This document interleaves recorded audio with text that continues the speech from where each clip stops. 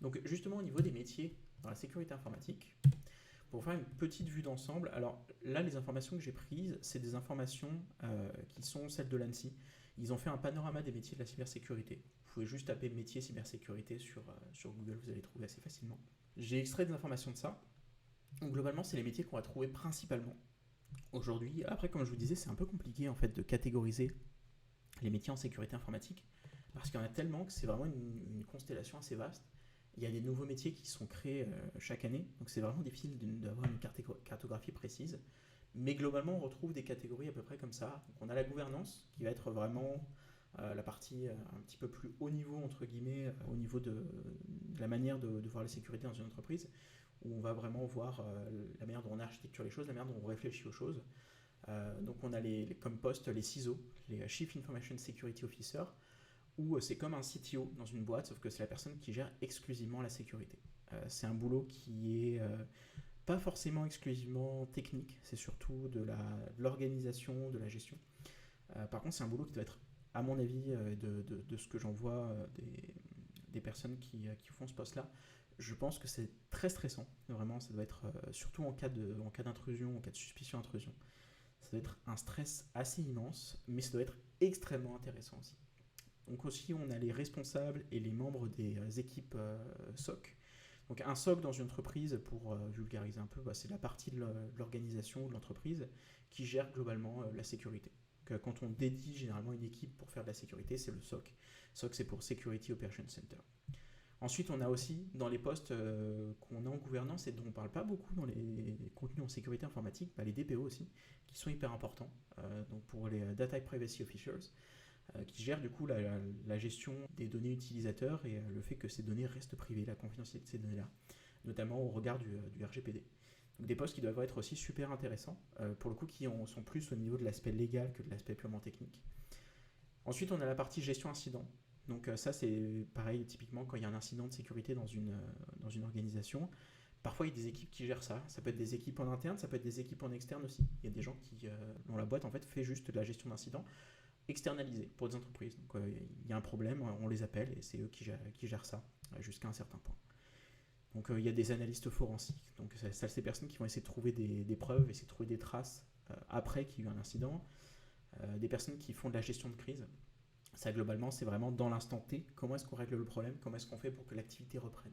Comment est-ce qu'on fait pour ne pas perdre trop d'argent, etc. Les cyberassureurs, maintenant, on commence à en avoir pas mal. Pareil, qui sont un petit peu dans le comment est-ce qu'on gère ça au niveau financier, qui va venir directement réinjecter un petit peu de l'argent pour essayer de combler un petit peu les failles qu'on va avoir à la suite d'une perte de chiffre d'affaires. Et ensuite, on a les métiers qui, moi, me concernent un peu plus directement, qui sont les métiers d'audit. Alors, l'audit, c'est un petit peu difficile à définir en français. Bon, l'audit, c'est un anglicisme qu'on a pas mal accepté maintenant en français. C'est de l'analyse de manière un peu générale. L'audit, en fait, c'est le fait d'établir le niveau de sécurité d'une organisation. Donc, pour essayer de globaliser un petit peu ce que c'est l'audit. Alors, il y a plusieurs manières de le faire. Il y a l'audit organisationnel, où là, globalement, on va voir d'un point de vue un peu externe, on va poser des questions et on va cocher des cases, en fait, on va faire de la documentation par rapport à ce qu'on voit. Par exemple, on a les audits, vous avez peut-être déjà vu des auditeurs ISO 27001, ou alors subi des audits dans votre entreprise ISO 27001. Donc, c'est des personnes qui viennent, du coup, dans les entreprises et qui établissent par rapport à un niveau de sécurité donné par rapport à un standard et qui regardent est-ce que vous faites ça de telle manière, etc. Qui posent des questions aux équipes techniques, qui vérifient des choses, qui vérifient que tout soit bien par rapport à un standard de sécurité donné. Et il y a l'auditeur technique qui, moi, du coup, est plus ce que je fais, où on va directement établir le niveau de sécurité d'un point de vue technique. Où vraiment, en fait, on me donne un shell quelque part sur une machine et on me dit fouille un petit peu, regarde ce que tu peux trouver. Ou alors on me laisse venir avec ma machine, me connecter sur le Wi-Fi et je fouille un petit peu directement. Ou alors on me donne l'URL des points d'entrée sur des sites web et on me dit essaye de casser un petit peu le truc, etc. Donc auditeur technique, on va plus vraiment mettre les mains dans les infrastructures et on va essayer de voir comment ça fonctionne et essayer de les casser un petit peu. Alors moi en particulier et le sujet du coup de la CIH clairement. Moi, mon métier et le métier qu'on va couvrir surtout, c'est le pentest, le test d'intrusion.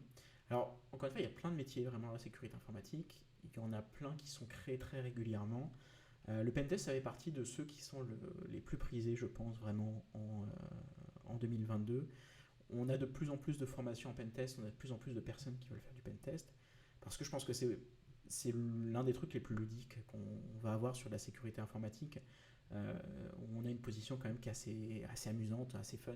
On fait vraiment de l'attaque, on fait de l'offensif, on essaie de tester des systèmes de sécurité, on essaie de casser des systèmes de sécurité. Et c'est quand même assez intéressant. C'est plus intéressant pour nos systèmes de récompense de faire ce genre de choses plutôt que de mettre en place des contre-mesures, mettre en place des firewalls, etc. C'est plus intéressant de tester directement. Et c'est vrai qu'il y a un pic de dopamine quand on arrive à avoir un accès sur quelque chose sur lequel on n'est pas censé avoir un accès qui est très intéressant. Je pense que ça fait partie de la raison pour laquelle il y a une hype sur le pentest, sur les métiers de pentest, au-delà du fait que ce soit des métiers qui soient vraiment demandés, parce qu'on a beaucoup de boîtes maintenant qui ont de la visibilité sur le fait que le pentest, c'est important, sur le fait que connaître son niveau de sécurité et tester vraiment de manière effective sa sécurité, c'est important parce qu'on a beaucoup de boîtes qui sont attaquées. Donc je pense que c'est vraiment les deux principales raisons pour lesquelles on a beaucoup de demandes sur le pentest, sur les métiers comme ça. Donc le principe du pentest, c'est vraiment qu'on se met à la place de quelqu'un qui serait vraiment malveillant, qui veut vraiment nuire, pour essayer de voir jusqu'où elle peut aller. Donc bon, évidemment, notre objectif final, c'est ce que je vous dis à la fin, c'est de renforcer la sécurité du client, c'est pas d'aller tout pourrir chez lui, mais l'idée c'est de faire la simulation. Si jamais il y avait quelqu'un qui voulait nuire à notre client, par exemple s'il a un jeu concours sur internet, est-ce que quelqu'un peut tricher? Est-ce que quelqu'un peut essayer de voler des lots? Est-ce que quelqu'un peut essayer de faire tomber l'infrastructure derrière? Est-ce que quelqu'un peut essayer de voler des informations utilisateurs, etc. Donc globalement, en fait, les techniques, les outils qu'on utilise, c'est vraiment les mêmes que des vrais groupes d'attaque. Alors, je vous donne quelques exemples de groupes d'attaque. Ceux qu'on voit en ce moment, on a Logbit, Lazarus, dont on parle beaucoup. Logbit, vous en avez peut-être entendu parler il n'y a pas très longtemps parce que c'est un groupe qui, a priori, se serait introduit chez Thales pour une deuxième fois et aurait volé des informations. Alors actuellement, on ne sait pas encore de ce que j'ai vu, si c'est vrai ou si c'est pas vrai, parce qu'ils n'ont pas publié de données. Donc on ne sait pas, mais voilà. Logbit, Lazarus, c'est ceux dont on entend parler en ce moment. Mais voilà, globalement, en fait, on va vraiment suivre les mêmes méthodologies. On va regarder ce qui est utilisé comme outil pour voir est-ce que potentiellement, théoriquement, si moi j'agis comme ces personnes-là, je peux m'introduire chez mon client.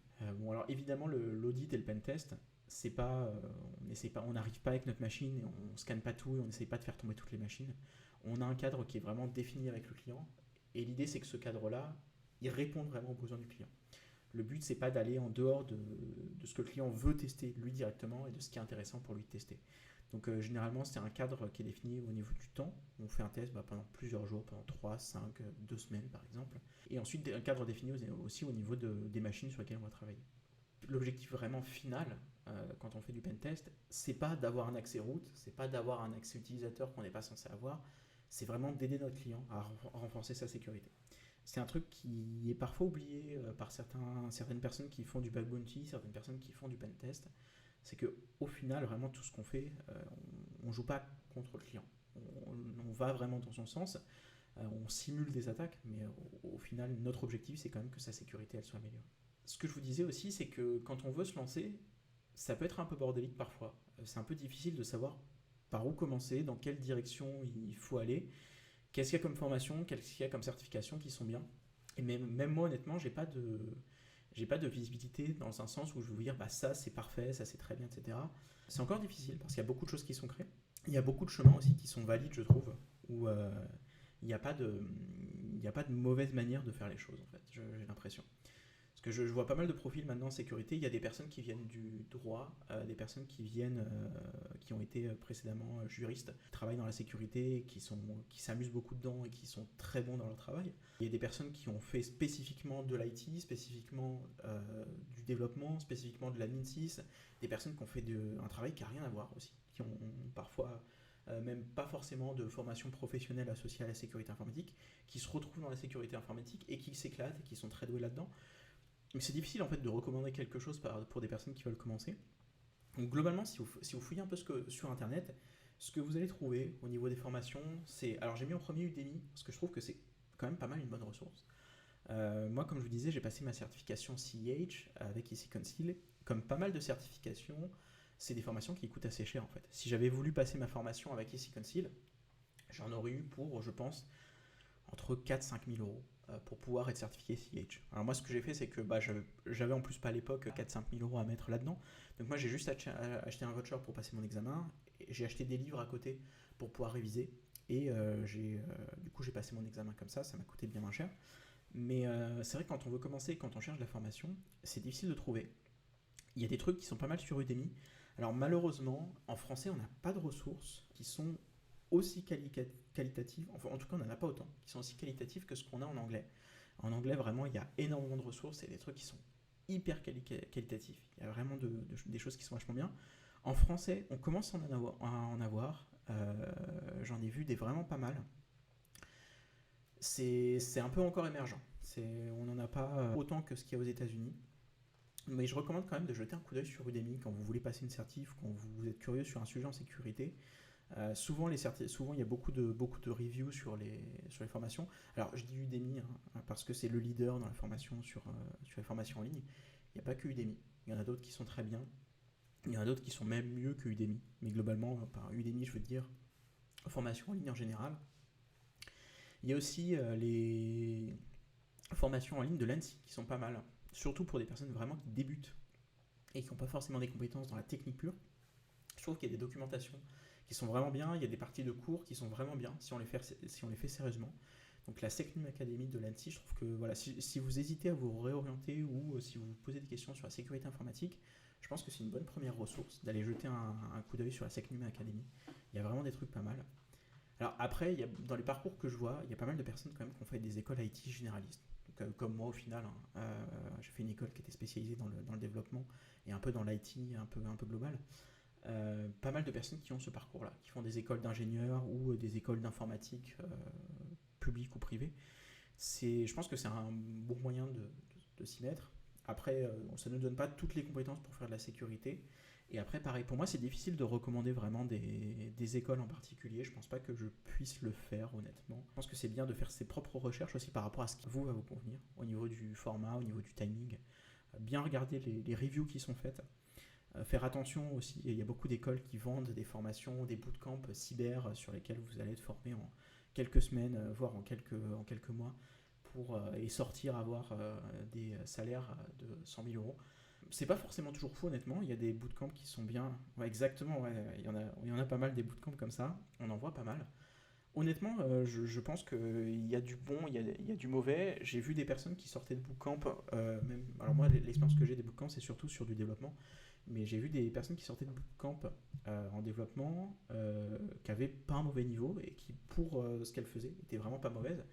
Le problème, c'est que le bootcamp n'est pas quelque chose qui va être généralement directement professionnalisant. Les personnes qui, en sortie de bootcamp, sont capables d'être professionnelles, c'est des personnes qui se sont auto-formées avant ou après et qui sont elles-mêmes capables de se former toutes seules et qui sont très curieuses aussi et qui passent beaucoup de temps à se former toutes seules. Voilà, c'est quelque chose où on a encore plus avec le compte personnel de formation maintenant. Il y a beaucoup de boîtes qui se créent de formation et qui font des bootcamps comme ça parce que c'est un peu la poule aux œufs d'or. Ouais, alors clairement, je suis d'accord qu'en moins de 3 mois, honnêtement, un bootcamp professionnalisant, quel que soit le sujet, j'ai du mal à y croire. Et même en dehors de l'informatique, je vois assez peu de métiers qui peuvent vraiment être appris en 3 mois. Alors, je pense que ça peut-être être pas complètement mensonger si jamais on a un bootcamp de 3 mois et qu'après, on a un stage où on a vraiment une expérience professionnelle, où on a quelqu'un qui est encadré. Je pense que comme ça, ça peut peut-être effectivement professionnaliser des personnes. Mais ouais, il y a beaucoup de bootcamps comme ça qui larguent directement leurs apprenants dans la nature en disant bah voilà, maintenant vous êtes sur le marché du travail, allez trouver un boulot. Et c'est un peu difficile de voir quels sont les bootcamps qui valent vraiment le coup quand on commence. Est-ce que vraiment ça vaut le coup d'investir de l'argent dedans? C'est un peu compliqué. J'en ai vu des pas bien du tout, honnêtement, sans donner de nom.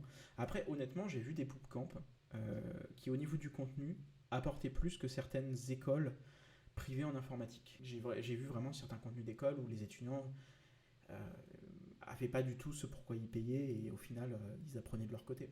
Donc c'est très difficile de trouver les bootcamps qui sont bien. Même au niveau des écoles privées, c'est très difficile de savoir lesquelles sont bien.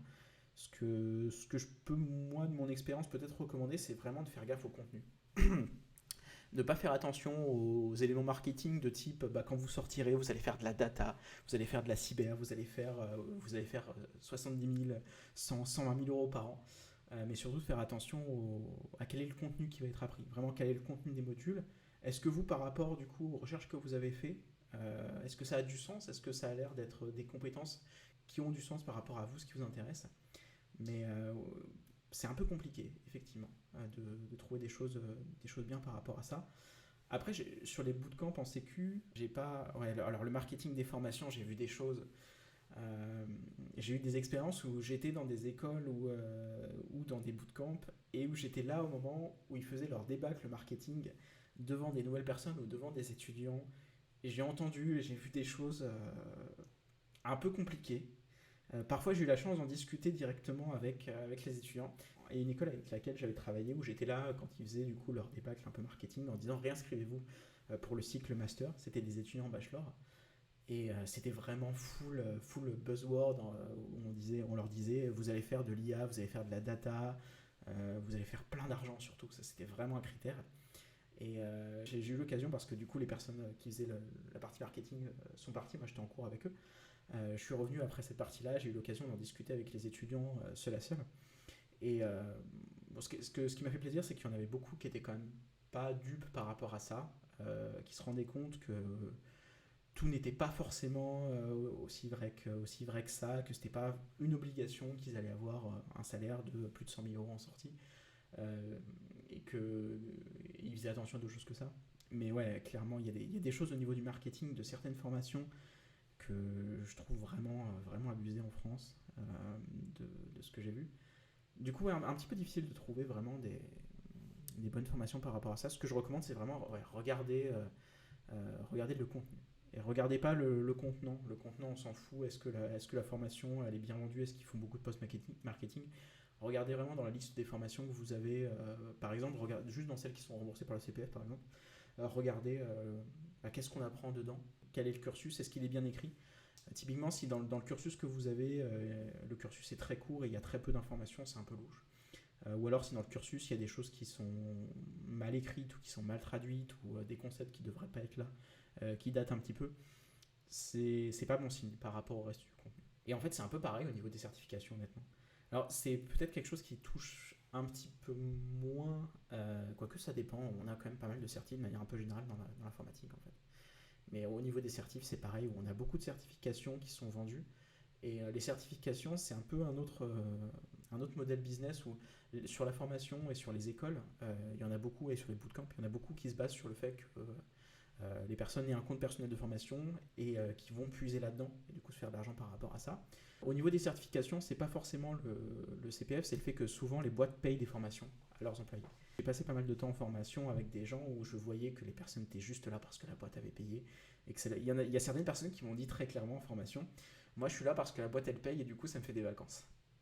Et parce que quand je suis en formation et que je vois qu'il y a quelqu'un qui se fait chier, généralement je pose la question, je dis est-ce que le contenu t'intéresse pas? Est-ce que tu veux qu'on parle d'autre chose? Est-ce qu'il y a un truc?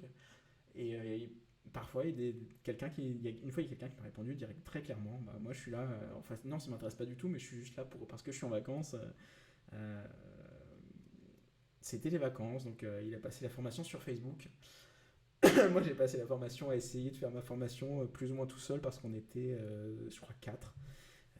Donc c'était un peu difficile, mais ouais, les formations souvent, les certifications, pardon, il y a une partie dans leur business model qui se base pas mal sur le fait que c'est les boîtes qui payent au final. C'était des formations qui est un peu pour tout le monde. En fait, dans les formations que j'ai fait des formations pour des devs, sur des frameworks web notamment et sur des langages. Donc celle-là était plutôt cool généralement parce que les gens étaient quand même un peu intéressés. Mais j'ai fait des formations avec des personnes qui ont des profils très différents. Typiquement, en fait, la CIH sur laquelle j'ai formé pas mal de monde maintenant, j'ai eu des personnes qui étaient très techniques, j'ai eu des personnes qui n'étaient pas du tout techniques. J'ai eu des managers d'équipe sécurité qui n'avaient pas fait d'études techniques, qui n'avaient pas de profil technique. Et c'était très cool quand même parfois. Donc j'ai eu des profils très différents par rapport à ça. Donc généralement, quand les gens étaient intéressés, en fait, quel que soit le profil, moi je m'adaptais. On se débrouillait, on se discutait d'autres choses, c'est pas grave, mais on se débrouillait pour passer un bon moment quand même et pour que je leur donne les notions dont ils avaient besoin. Mais ouais, les formations, d'ailleurs c'est pour ça qu'elles sont très chères. C'est là que je voulais en venir à la base, j'avais oublié complètement. Les formations de certification, si vous regardez, même en France et n'importe où, surtout aux États-Unis, mais même en France, même en Europe proche, elles sont très chères. C'est au minimum, on va en avoir pour entre 3 et 6 000 euros en fonction du type de formation, du type de certification. Parce que bah, déjà, effectivement, bon, c'est des trucs qui coûtent cher, parce qu'il faut acheter le contenu de cours, qui généralement est sous licence, il est copyrighté, il faut l'acheter, il faut acheter les livres, il faut acheter les accès au lab, si jamais il y a des labs avec la certification, il faut louer une salle, il faut parfois louer du matos informatique, donc ça coûte cher clairement pour les organismes de formation. Mais surtout, il y a une partie de la marge qui est faite, qui est basée sur le fait qu'au final, c'est souvent des grosses boîtes qui payent derrière. Et lâcher 5 000 euros par employé, c'est pas forcément déconnant pour lui rajouter une certification. Donc, au niveau des certifications, on a pas mal de gros groupes de certifications qui sont créés. On a EC Council, que je liste en premier parce que c'est celle dont on va parler le plus. C'est celle qui fait la formation CEH, la Certified Ethical Hacker, dont je vous parle depuis le début. On a CompTIA. Alors, CompTIA, honnêtement, il est là depuis moins longtemps, je crois, que EC Council, en tout cas, qui est là depuis beaucoup moins longtemps dans la sécurité. Ça fait vraiment que quelques années qu'ils ont des formations orientées spécifiquement pentest, orientées spécifiquement sécurité, qui fait des trucs très cool. CompTIA, ils font des formations. Moi, je vous disais, j'ai passé la Pentest Plus. Le contenu est vraiment bien et l'examen était plutôt cool aussi, vraiment. Et surtout, ça coûtait bien moins cher que la CEH. On a Sens aussi avec la certification 6P que vous connaissez peut-être déjà. On a Offensive Security qui est l'autre leader dans la certification en sécurité informatique. Donc Offensive Security, si jamais vous n'en avez pas entendu parler, c'est l'entreprise qui développe Kali Linux, anciennement Backtrack, qui est du coup une distribution Linux qui est vraiment orientée sécurité. Il y a plein d'outils de sécurité dedans. Tout le monde connaît Kali Linux. Si vous faites n'importe quel tuto de sécurité ou de hacking, on va vous parler de Kali Linux, c'est sûr. C'est vraiment la référence. Alors il y en a d'autres, j'ai pas tout listé au niveau des organismes qui font des certifications. Mais du coup, alors, pour répondre un peu à la question quand même qui était le sujet de base, comment se lancer, je ne peux pas donner une réponse directe, une réponse très précise par rapport à ça, mais c'est de savoir à vous où est-ce que vous en êtes, qu'est-ce que vous avez comme compétences là tout de suite et qu'est-ce qui vous manque comme compétences pour pouvoir avancer. Pour moi, je trouve que c'est intéressant d'avoir des objectifs directs, de savoir, là, je voudrais avoir une prochaine mission en sécurité, ou alors je voudrais avoir un stage en sécurité et réfléchir à, ok, comment est-ce que j'arrive là, qu'est-ce qui me manque comme compétence, qu'est-ce qu'il me faut comme compétence. Donc c'est pour ça, je pense qu'au niveau de la formation, il n'y a pas de mauvais choix.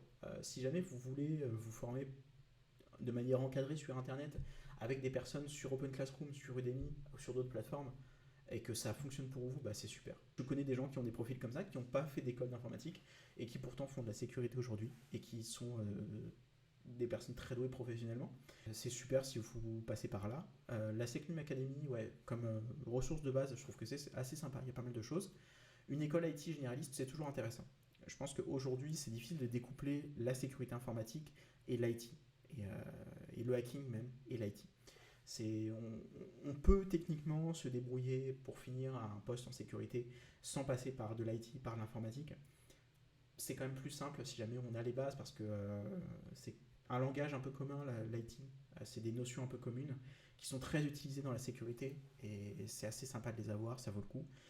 Je sais qu'il y a beaucoup de personnes, surtout aux États-Unis, qui ont des backgrounds militaires, qui passent par quelques années dans l'armée avant de faire de la sécurité ou avant de lancer leur boîte en sécurité. C'est un autre chemin potentiellement. Et il y a les écoles privées spécialisées de manière un peu plus généraliste, où là aussi on commence à avoir pas mal de formations en France. Comme je vous disais, moi je ne les connais pas toutes, il y en a tellement qui se créent que demain il y en aura des nouvelles si jamais on en regarde aujourd'hui. Je pense que ce qui est important, c'est vraiment de regarder le rythme, est-ce que le rythme vous convient, et de regarder le contenu. Le contenu, vraiment, c'est ce pourquoi vous payez au final, c'est le contenu de cours. C'est ce que vous pouvez avoir comme information. Généralement, les cursus sont quand même disponibles en ligne. Si vous n'avez aucune information sur le cursus, c'est quand même un peu louche. Peut-être regarder ailleurs au niveau des écoles. Et voilà, certification, ça peut être aussi un autre chemin, mais par contre, se lancer vraiment seul sur une certif, si jamais vous n'avez pas de compétences un peu orientées sécu de base, c'est un peu compliqué quand même, honnêtement. Mais voilà, organismes de certification, il y a ceux-là qui sont vraiment cool. Alors, le document que j'ai mis juste en dessous, alors je vous affiche un peu plus l'URL. Donc c'est sur pauljeremy.com/security-certification roadmap avec un slash à la fin. Je vais essayer de vous envoyer les liens après dans le chat. Mais du coup, si jamais on clique dessus, alors pareil, vous pouvez le trouver si vous tapez roadmap cyber security ou roadmap certification sur internet, vous allez le trouver. Et en fait, c'est quelqu'un qui a fait ça en ligne. C'est un mapping un peu global des certifications en sécurité informatique. Alors, je vous disais que c'était un petit peu, c'est un peu bordélique et c'est un peu tentaculaire. Je vous ai pas menti. Voilà, ça c'est globalement dans l'ensemble les certifications en sécurité qu'on avait en 2019. Je crois que c'était la dernière date de mise à jour, mais ça n'a pas énormément changé. Ah non, 2022, ça a été mis à jour, excusez-moi. Donc c'est cool, je savais pas que c'était tenu à jour. Du coup, là, il y a beaucoup de certifications. En rouge, c'est généralement Security Operations. Et en rouge vraiment à l'intérieur de la catégorie rouge, généralement, c'est l'offensif. Donc par exemple, on a la Pentest Plus dont je vous parlais, qui est ici. En bleu, du coup, c'est plus ce qu'on va voir sur du défensif, donc les métiers de forensics, de gestion d'incidents, sécurité software spécifiquement, etc. Donc si jamais vous avez déjà votre formation un peu globale et que vous voulez rajouter des certifications professionnalisantes sur certains métiers en particulier, je pense que ça peut être une bonne ressource de jeter un œil sur ça. Je vous enverrai les liens du coup dans le chat par la suite, que vous les ayez. Et je vous remontre un petit peu. Donc c'est sur pauljeremy.com/security-certification-roadmap avec un slash à la fin. Mais voilà, c'est difficile de s'y retrouver quand on commence parce que c'est vraiment tentaculaire en fait. Il y a énormément de choses, il y a énormément de ressources. Il y a des choses très bien, il y a des choses qui valent moins le coup. C'est difficile de ne pas perdre son temps quand on commence. Alors après, au niveau des certifications, il y a aussi celles de Elan Security qui sont vraiment bien, qui sont pas très très chères au niveau des coûts. Celles d'Offensive Security qui sont cool aussi, mais qui sont beaucoup plus chères. C'est des budgets de 2500 € à peu près pour l'OSCP et un petit peu plus pour leurs autres certifications. Celles de Contia sont un peu moins chères. Moi, je sais que ma certification Pentest Plus et ma CISA Plus, je les ai payées 400 € je crois. Et peut-être moins même, parce que la CISA Plus, j'ai eu un coupon parce qu'elle était moins chère. Je les ai pas payées très cher au final. Et elles étaient vraiment cool. J'ai eu aussi, alors ça c'est une discussion que j'ai eue il n'y a pas longtemps avec des étudiants qu'on a eu en cours avec Mickaël. J'ai eu des étudiants qui nous demandaient comment on fait pour se lancer seul ou pour se lancer en freelance en sécurité.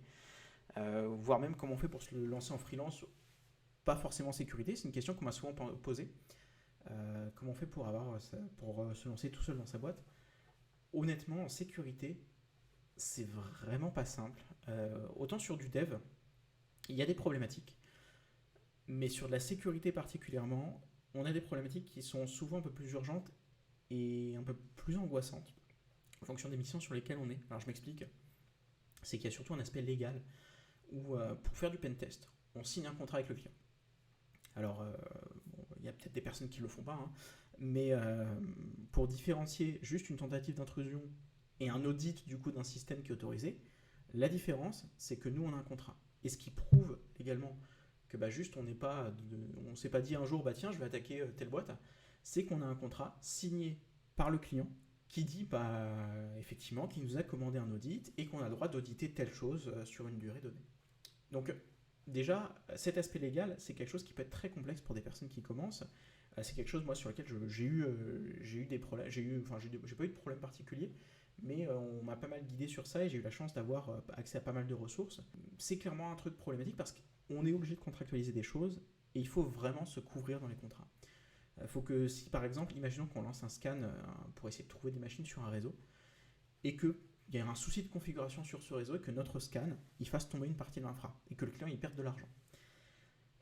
Là, il faut savoir qui est responsable et il faut que dans notre contrat, ce soit dit spécifiquement que on n'est pas responsable directement pour ces choses-là, ou alors qu'on assume la responsabilité jusqu'à un certain point. Mais il faut que ce soit des choses auxquelles on réfléchit avant et qui soient vraiment établies avec les clients. Aussi, quand on commence en freelance, alors quel que soit le sujet, parce que j'ai rencontré les mêmes obstacles quand j'ai commencé, que je faisais du dev, difficulté pour trouver des clients. Alors n'importe qui commence en freelance, c'est vraiment un sujet. En sécurité, je trouve que c'est encore plus particulier parce que les clients qui ont des soucis de sécurité ne vont pas forcément aller chercher n'importe qui. Les clients, ils ont besoin d'être rassurés, ont besoin de vous faire confiance de base. Et ça, c'est un truc qui est un petit peu compliqué, d'avoir de base la confiance d'une clientèle qui ne vous connaît pas encore. Quelque chose qui fait partie des obstacles, honnêtement. Là où sur du dev, le client peut se dire, au pire, si jamais l'application que j'ai commandée et qu'on m'a facturé 3 000 euros, elle n'est pas bien, et bah, je la fais refaire ou je perds 3 000 euros, dans le pire des cas. Là où sur de la sécurité, potentiellement, on peut avoir des conséquences qui sont plus problématiques. On peut avoir des intrusions qui peuvent coûter beaucoup plus cher. Donc, on est sur des problématiques où les clients sont moins confiants et on a besoin d'avoir, voilà, d'être plus une figure de confiance quand on approche des clients que quand on est sur d'autres domaines, je pense. Et ensuite, le filtrage des clients. Alors, ça c'est un sujet dont je parle un petit peu en privé. J'en parle pas beaucoup en formation avec les personnes que j'ai. J'en parle un petit peu parfois avec les étudiants, mais filtrage des clients, parfois j'ai des requêtes vraiment folles de clients, des requêtes très peu éthiques aussi de clients. Pour vous donner un exemple, j'ai des clients souvent enfin des prospects souvent qui m'approchent en me disant j'ai perdu mon mot de passe Facebook, est-ce qu'il y aurait moyen de le retrouver? Alors évidemment, le compte Facebook dont ils ont soi-disant perdu le mot de passe, il n'est pas associé à leur adresse mail à eux, il n'y a pas le même nom, mais c'est leur mot de passe, c'est leur compte à eux. Il faut pas que, j'ai pas le droit d'en douter et il faut pas que je pose de questions. J'ai eu des requêtes comme ça. J'ai eu beaucoup de requêtes de manière assez folle de personnes qui me demandaient de m'introduire dans les appareils mobiles de leurs partenaires pour savoir si ces personnes les trompaient ou non. Euh, alors chacun fait ce que chacun souhaite avec son éthique personnelle. Personnellement, c'est pas des choses qui m'intéressaient, mais je trouve ça fou que quelqu'un vienne me demander ça sur des sujets en sécurité. Bah, voilà, c'est vraiment ça. C'est vraiment des sujets en fait sur lesquels ces personnes devraient aller voir, devraient demander à des détectives privés. Et là où moi, c'est pas mon boulot déjà, c'est pas mes problématiques, c'est pas ma guerre clairement. Et surtout, bah, légalement, j'ai pas le droit de faire ça. Éthiquement, j'ai pas envie. Donc vraiment pas du tout. Et c'est vrai que c'est quelque chose qui est assez dur quand on commence parce que c'est vrai que j'imagine quelqu'un qui commence, qui a fait aucune mission, qui n'est pas développeur de base, qui commence vraiment sur du pentest, qui se met sur une plateforme par exemple sur freelancer.com par exemple. Voilà. On lui propose une mission comme ça, bah, il y a un moment où il faut bien faire de l'argent et on ne sait pas forcément que c'est pas le genre de mission qu'il faut prendre, et que c'est le genre de mission qui peut nous attirer des problèmes, que c'est des missions très, très problématiques pour le soi du présent et même dans le futur, ça peut être problématique. Donc le filtrage des clients, c'est vraiment un truc qu'il faut absolument faire. Quitte à ne pas faire de mission, il vaut mieux parfois ne pas prendre des missions. Et des clients vraiment qui peuvent être assez problématiques et qu'il vaut mieux avec lesquels il faut juste pas travailler. C'est un choix à faire. Donc, moi, les conseils principaux que j'ai pour les personnes qui commencent et que je donne quand j'ai des étudiants qui me posent des questions, qui me disent bah, je veux me lancer en freelance, même sur du dev ou sur de l'admin 6 ou sur autre chose, qu'est-ce qu'il faut que je fasse? Généralement, ce que je leur dis, c'est de s'entourer, alors ça c'est surtout pour la sécu, mais de s'entourer des personnes dans le juridique, dans la gouvernance, dans d'autres métiers, globalement de s'entourer de personnes qui ont des compétences transverses. L'idée c'est que si jamais moi par exemple je suis développeur web en freelance, et si jamais on me demande de faire quelque chose, si jamais j'ai un client qui a un projet, qui veut que je fasse quelque chose, etc., bah, je ne suis pas web designer. Et si ça se trouve, le client il a des besoins en web design que je ne vais pas pouvoir remplir. Si jamais au client je lui réponds bah je suis pas web designer donc ça je peux pas le faire, il faut que vous demandiez à quelqu'un d'autre, potentiellement je perds de la clientèle. Alors que si jamais je peux dire bah ok je vais travailler avec tel designer que je connais, on va travailler ensemble sur le sujet et on va remplir la mission, etc. Euh, du coup bah, on gagne au contraire un client. Donc voilà, s'entourer de personnes avec lesquelles on peut travailler, s'entourer d'autres collaborateurs et même sur du pentest, d'être capable de se dire bah on a un client qui a une infrastructure avec des machines Windows, avec une infrastructure Active Directory, moi je ne sais pas faire ça, mais potentiellement, plutôt que de dire non au client, je peux dire bah moi je fais la partie Linux et je travaille avec un autre freelance, on travaille en équipe sur la partie Windows, etc.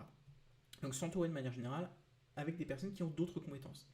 Alors sur la sécurité dans le juridique, ça va être très important, mais sur de la gouvernance aussi, ça peut être super intéressant, et autres potentiellement. Alors savoir dire non clairement. Parfois il y a des clients qui demandent des choses vraiment complètement folles, qui demandent des choses même qui sont impossibles. Ça vous avez dû voir sur les développeurs, développeuses, qui regardent potentiellement tout le monde, même n'importe qui fait du design, qui fait n'importe quoi lié à l'informatique ou non. Les clients parfois demandent n'importe quoi. Il faut savoir dire bah non, c'est pas possible, ou alors non, en tout cas moi je fais pas ça. Sur la sécu surtout, et même sur du développement et sur de l'IT en général, se former en continu et créer du contenu, c'est super important. Vraiment être capable de faire de la recherche, d'écrire des articles, être capable de toujours augmenter en compétences, toujours apprendre de nouvelles choses. Je trouve que c'est super important. Et surtout créer du contenu aussi. Créer du contenu parce que ça permet d'avoir de la documentation qu'on peut montrer au client pour dire bah voilà, moi j'ai appris tel sujet, par exemple j'ai appris tel framework, j'ai fait tel projet dessus, j'ai documenté ça, j'ai écrit des articles de formation sur ce framework, etc. C'est des choses qu'on peut montrer au client et qui est toujours intéressant. Ça montre un peu qu'on est compétent. Et si possible, faire partie d'une équipe et être encadré quand on commence. Ça, vraiment, c'est quelque chose qui est indispensable. Surtout sur des sujets en sécurité informatique. Vraiment travailler avec quelqu'un, être encadré, pas juste se lancer tout seul sans avoir de notion de méthodologie, sans avoir de notion de par où est-ce que je commence, avoir de notion est-ce que je peux scanner ça, est-ce que c'est dangereux de faire tel type de scan, etc. Vraiment avoir une équipe pour commencer, c'est vraiment un gros plus. Je recommande si jamais c'est possible pour les personnes qui commencent. Justement, pour parler de la CEH, qui est notre sujet un peu principal, en tout cas le sujet sur lequel je voulais nous amener, la CEH, du coup, moi, c'est la première certification en sécurité que j'ai passée, c'est une des plus reconnues. La reconnaissance de la CEH, c'est pour ça que les gens la passent, généralement.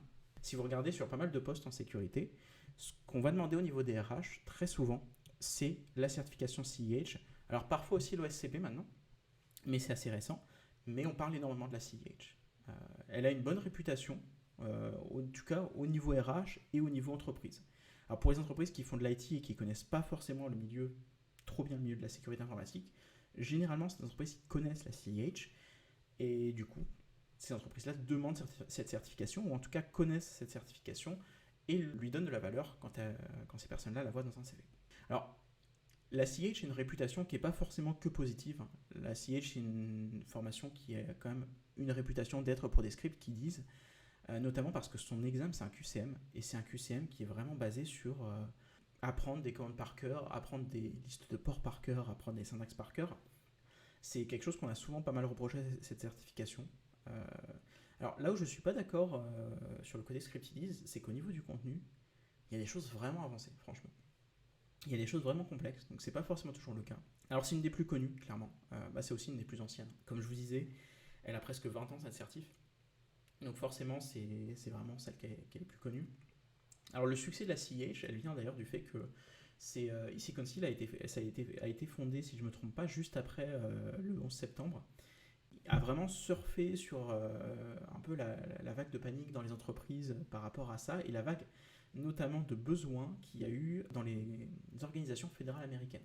En fait, la cible principale d'Easy Council, c'est vraiment les organisations fédérales américaines. Et c'est devenu d'ailleurs la certification qui était officiellement demandée dans les organisations fédérales américaines. Et ça l'est toujours, je crois. Quand on veut bosser pour une organisation fédérale, pour le FBI par exemple, ou pour autre chose en sécurité, aux États-Unis, on va très souvent demander la CEH. C'est un peu devenu l'assertif de référence. C'est comme ça aussi qu'elle a eu cette réputation.